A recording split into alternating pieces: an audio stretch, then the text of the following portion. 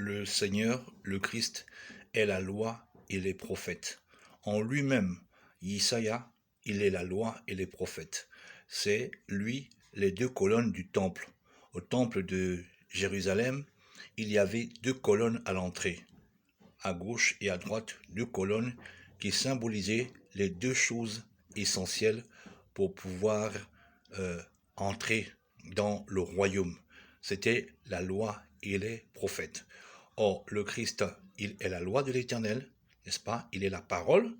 Quand vous lisez les psaumes, David dit clairement que la parole, quand on parle de la parole du Seigneur, c'est la loi, n'est-ce pas? C'est la loi. La parole du Seigneur, c'est la loi.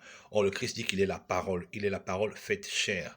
Le Christ est la parole faite chair, la parole du Seigneur. Donc, il y avait une parole qui existait, et cette parole s'est faite chair. Donc, le Christ, en fait, il vient pour corporaliser la parole que le Seigneur avait proclamée depuis, n'est-ce pas, le jardin d'Éden. Donc le Christ est cette parole. Et cette parole, l'essentiel, la quintessence, c'est bien sûr la Torah. La Torah. Donc il est la parole. Et il est venu accomplir les prophéties. Je ne suis pas venu abolir la loi ou les prophètes, je suis venu pour accomplir. Donc le Christ, il est la loi et les prophètes. Et en croyant au Christ, nous sommes en plein dans cet équilibre. Or, il y a des enseignements qui sont dans l'Église. L'enseignement essentiel de l'Église, en fait, c'est de dire que nous ne sommes plus sous la loi n'est plus nécessaire, il faut seulement croire en Christ et avoir une bonne moralité. Et vous voyez que, en faisant cela, les gens sont à l'aise, tranquillement, ils désobéissent à la loi de l'Éternel, ils désobéissent à la loi de Nzambé, et ils sont à l'aise. Le christianisme, en fait, c'est un blanc-seing pour pouvoir désobéir à la loi en toute quiétude. Alors, on mange de tout ce qui se vend au marché, c'est-à-dire qu'on désobéit à Lévitique 11, je crois, qui parle des lois alimentaires qui ont été données depuis même les temps anciens, avant même que Moïse n'arrive. Lorsque le Seigneur parle à Noé, il lui dit tu vas faire entrer des couples d'animaux purs et des animaux impurs. Donc, cette loi sur les aliments était déjà... Parce que, pourquoi le Seigneur parlera-t-il d'animaux purs et animaux impurs, si ce n'est que par rapport à la consommation? C'est par rapport à la consommation. Donc, il y avait déjà les animaux purs et les animaux impurs. Et Moïse, Massa, va venir simplement confirmer cette loi. Donc, cette loi, ce n'est pas Moïse qui l'amène. On comprend donc que aujourd'hui, le christianisme encourage clairement à manger de tout ce qui se vend au marché. Donc, on piétine la loi sur les prescriptions alimentaires. Il y a les prescriptions par rapport aux fêtes de l'Éternel. Les fêtes de l'Éternel sont mises de côté, soi-disant que c'était l'ombre des choses à venir, c'est que c'est plus important. Donc on peut, le samedi, on peut faire le culte le samedi, comme on peut ne plus faire le culte le samedi. Si quelqu'un considère un jour comme étant particulier, il fait bien. Si l'autre ne considère pas aussi comme un jour comme étant particulier, il considère que tous les jours sont pareils, eh bien il fait aussi bien. Bref, tous les jours sont égaux pour certains, pour d'autres, il y a un jour particulier, ce n'est pas grave, l'important c'est de le faire pour le Seigneur. Donc en fait, on transgresse la sacralité que le Seigneur a mise sur sur le sabbat, depuis Genèse, il a dit que il a sanctifié, il a consacré le septième jour. Donc on piétine ça aujourd'hui. C'est ça le christianisme aujourd'hui. C'est de piétiner la loi du Seigneur, officiellement et sans avoir des remords. Voilà, c'est ça. Parce que quelqu'un prétendument envoyé du Seigneur, écoutez, j'aimerais vous dire une chose. Le Seigneur dit dans Deutéronome, il dit une parole. Il dit une parole qui devrait nous faire réfléchir. Il dit ceci. Il donne un avertissement. Il dit si un prophète arrive et il vous dit que telle chose, telle chose, telle chose, il annonce des choses et les choses s'accomplissent. Écoutez bien, un prophète vient et il annonce des choses qui s'accomplissent. Et ensuite, il vous demande d'aller adorer d'autres Nzambé, d'autres entités. Eh bien, sachez que c'est moi, l'Éternel, qui vous tente. Ce verset-là est dans Deutéronome. Donc, il dit, si quelqu'un vient et il dit les choses qui s'accomplissent, et ensuite, il vous invite à adorer d'autres entités, sachez que c'est l'Éternel qui vous tente pour savoir si vous serez fidèle à ses commandements. Maintenant, lorsque quelqu'un vient et déclare que les commandements ne sont plus utile ou bien valable ou bien prioritaire, etc., il est en train de vous demander d'aller adorer d'autres. Dans le livre de Samuel, 1 Samuel, Samuel va dire ceci, que la désobéissance, c'est comme l'idolâtrie.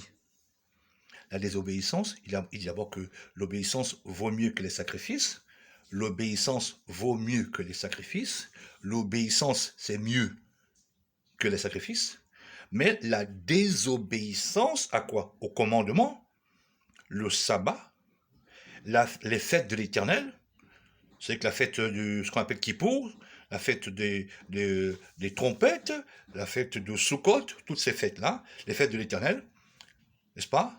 La désobéissance au commandement, tu manges du porc, tu manges des poissons qui n'ont pas d'écailles, tu manges des crustacés. La désobéissance au commandement, c'est l'équivalent chez le Seigneur de l'idolâtrie et les théraphim. Les théraphim, c'était des idoles, n'est-ce pas, à l'époque, je ne sais pas, chez les Grecs ou quoi, en tout cas chez les Romains.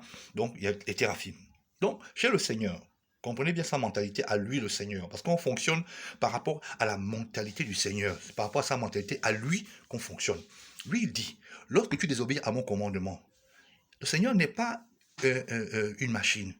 Ce n'est pas quelqu'un d'inhumain. Il est pleinement humain. Pleinement, dans le sens qu'il comprend notre situation, il comprend les faiblesses de l'homme. Donc, si tu ne connais pas, c'est différent. Tu ne connais pas, c'est différent. Mais je ne pense pas que quelqu'un ignore aujourd'hui que le Seigneur a ordonné d'observer le samedi et non le dimanche. Je ne pense pas que quelqu'un ignore les prescriptions alimentaires aujourd'hui. C'est répandu, mais les gens passent la main dessus, passent l'éponge dessus. Donc, le Seigneur dit clairement que lorsque tu désobéis, pour lui, c'est comme si tu étais un idolâtre. Donc, lorsqu'il dit dans Deutéronome que si quelqu'un vient, il prophétise, et que ça s'accomplit, et que ensuite il vous demande que allons-y adorer d'autres entités, eh bien, sachez que c'est l'Éternel qui vous tente. Mais quel rôle ce monsieur, cet apôtre, 13e apôtre, n'est-ce pas? 13e apôtre.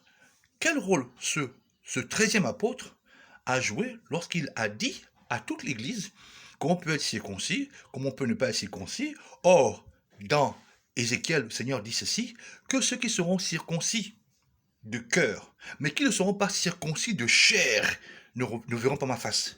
Quand le Seigneur dit ça, ça veut dire quoi? Il dit ceux qui seront circoncis de cœur, donc convertis, n'est-ce pas?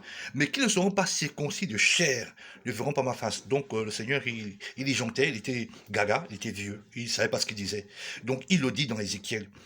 Quand il dit clairement que il dit clairement que au renouvellement de toute chose, il dit au renouvellement de toute chose, il dit toute chair viendra se prosterner devant moi chaque sabbat, chaque nouvelle lune. Attendez, il parle du renouvellement de toutes choses. C'est pas les temps passés, c'est pas les temps présents. Il dit quand il va tout rétablir, quand son règne sera établi sur terre, il dit toute chair viendra se prosterner devant moi chaque nouvelle lune et chaque sabbat, chaque samba. Alors, quand il dit ça, et puis subitement, quelqu'un va vous dire entre-temps que non, le sabbat c'est plus important, l'important c'est de croire au Seigneur. Écoutez, si quelqu'un considère un jour, si quelqu'un ne considère aucun jour en particulier, tout ça, il le fait pour le Seigneur. Vous voyez bien qu'il est en train de vous conduire à désobéir à la loi. Donc, il est en train de vous dire, adorons d'autres seigneurs, adorons d'autres dieux, comme c'est le mot que vous connaissez. Donc, je vous invite à ouvrir les yeux sur ce soi-disant personnage qui a dit qu'il était le plus petit, le moindre, etc. Et son nom signifie même petit. Or, vous savez très bien que la Bible déclare que celui qui va entraîner les gens à désobéir sera appelé le plus petit. Et son nom, c'est petit aussi. Réfléchissons un peu. Je ne pense pas que le Seigneur nous a donné un cerveau pour s'asseoir dessus. Non, non. Il nous a donné un cerveau pour que nous puissions essayer de réfléchir. À quel degré? Ne sous-estimez pas Satan. Oui, ne le sous-estimez pas en termes d'intelligence et de réflexion. Donc, il faut aussi être intelligent et de réfléchir. Donc, j'aimerais inviter donc les Bantous. Moi, j'appelle les Bantous le peuple élu du Seigneur. Je ne parle pas aux autres, je parle au peuple élu du Seigneur, les Bantous. Je voulais les inviter réellement à ouvrir les yeux, à vous rendre compte que vous devez revenir à la loi de Tata Nzambe.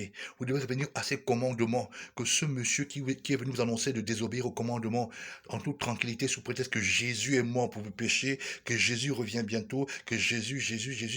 Et là, ce monsieur-là est un danger pour le peuple bantou. Il a été envoyé simplement parce qu'il savait très bien, n'est-ce pas, Ésaïe 58 dit ceci. Ésaïe 58 dit ceci. Il dit, non, la main de l'Éternel n'est pas courte pour vous sauver, ni son oreille dure pour vous entendre. Mais ce sont vos péchés qui mettent une barrière. Or, dans le psaume 83, à partir du verset 2, on voit bien qu'il y a un projet mondial contre le peuple de l'Éternel de Nzambé. Un projet mondial. Ils disent quoi dans ce psaume-là? Il dit détruisons-les, anéantissons-les, faisons-les disparaître. Or, ils ne peuvent pas le faire tant que le Seigneur est avec nous.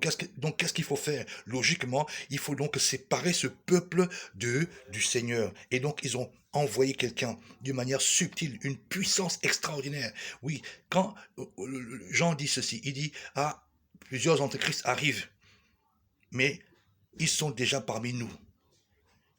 Voilà, ils sont déjà parmi nous. Ils étaient des nôtres, ils étaient au milieu de nous, mais ils n'étaient pas les nôtres. Donc j'aimerais que les gens ouvrent les yeux sérieusement.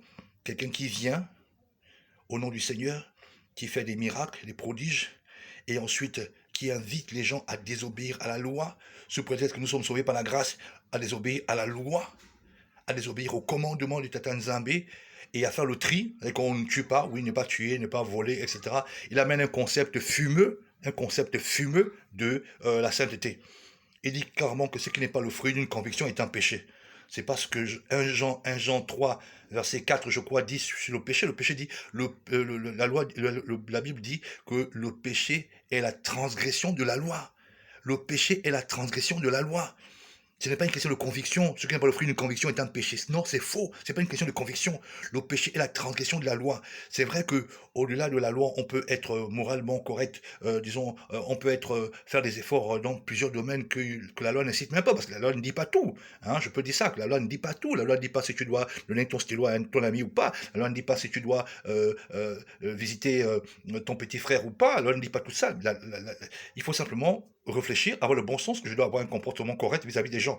Mais le péché, ce qu'on appelle le péché, c'est la transgression de la loi. Le Seigneur dit, va à gauche, toi tu vas à droite. C'est ce que le Seigneur a dit.